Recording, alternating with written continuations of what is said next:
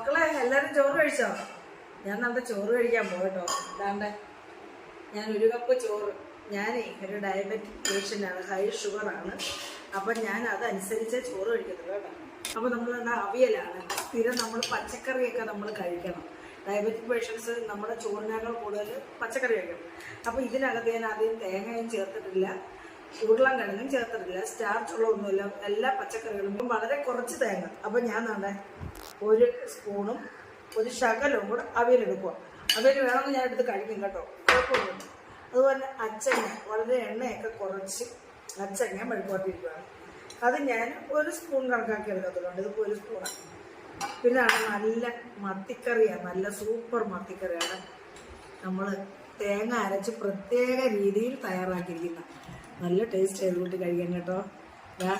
മത്തി കഴിക്കാത്തവരൊക്കെ പിള്ളേരൊക്കെ കഴിക്കുന്ന എരിവില്ലാത്തതായതുകൊണ്ട് തേങ്ങ അരച്ച് കറി വെച്ചിരിക്കുക. പിന്നെ മക്കളെ നമ്മുടെ മോര്, നല്ല ടേസ്റ്റുള്ള മോര്. ആ മക്കളതിന് ചോറുണ്ട്, സാമ്പാറും ഇരിപ്പുണ്ട് രാവിലത്തെ. അപ്പം ഞാനിത് കൂട്ടി കഴിക്കട്ടെ കേട്ടോ മക്കളെ. ശരി മക്കളെ.